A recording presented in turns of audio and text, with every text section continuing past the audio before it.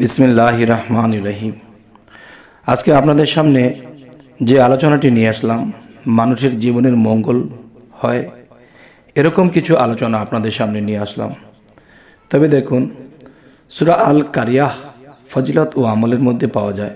প্রত্যেক নিয়মিতভাবে 5 ওয়াক্ত নামাজের পাশাপাশি বারবার অত্র সূরাটি পাঠ করিলে আল্লাহর রহমতে মানুষ অভাব গুছিয়ে এবং আয় উন্নতির দিকে চলে যায়।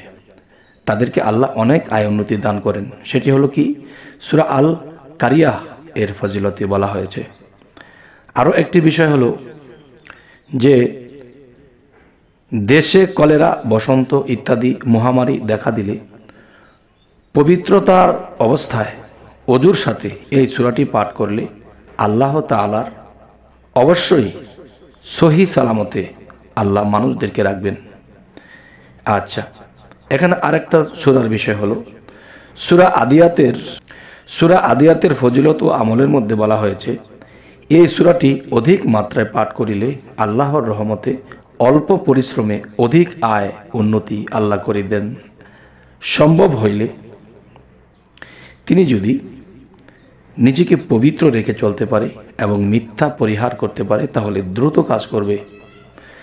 আচ্ছা, এবার আসবো সূরা জিলজালের ফজিলত ও আমল। সূরা জিলজালার এই আমল ও ফজিলতের মধ্যে বলা হয়েছে, এই সূরা সম্পর্কে হাদিসে বর্ণিত হইয়াছে যে যে ব্যক্তি ইহা পাঠ করিবে সে সম্পূর্ণ কোরআন শরীফের 4 ভাগের 1 ভাগ সওয়াব লাভ করিবে। তিরমিজি, এই কথাটি তিরমিজিতে পাওয়া গিয়েছে। এবার আসি অন্য হাদিসে উক্ত হইয়াছে যে অত্র সূরা পাঠের নেকি সম্পূর্ণ কোরআন শরীফের পাঠের অর্ধেক। সুবহানাল্লাহ, আলহামদুলিল্লাহ। এই সূরাটিকে কেহ স্বপ্নে দর্শন করিলে, এই সূরাটিকে কেউ স্বপ্নে পড়তে দেখিলে তাহার দ্বারা ধর্মহীনতার কাজ কখনোই হবে না। এ কথাটি আমি আবার বলছি, এই সূরাটিকে কেহ স্বপ্নে দেখলে তাহার দ্বারা ধর্মদ্রোহী গণ ধ্বংসপ্রাপ্ত হইবে। যারা ধ্বংস হবে তারা ধর্মের বিরোধী, তারা ধ্বংসপ্রাপ্ত হবে।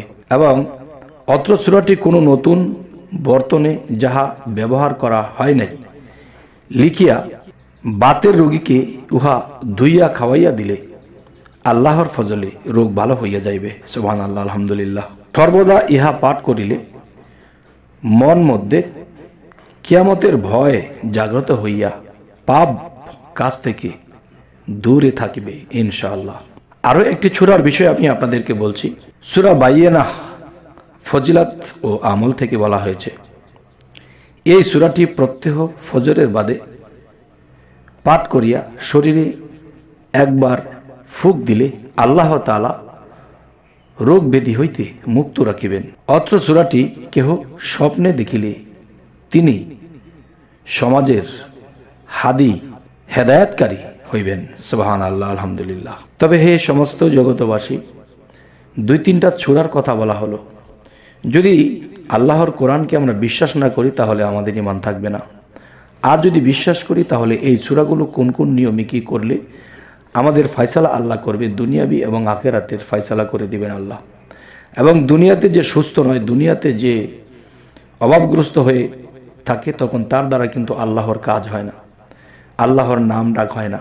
তাই বলবো কি, অবশ্যই এই সূরাগুলোকে যখন আমাদের সাথী বানিয়ে নেব এবং সেই সূরাগুলো আমরা সেভাবে পালন করব, সেভাবে আমরা পাঠ করব, তাহলে আমাদের জীবন ধন্য হবে এবং ইহকাল ও পরকাল আমাদের জীবন ধন্য হবে।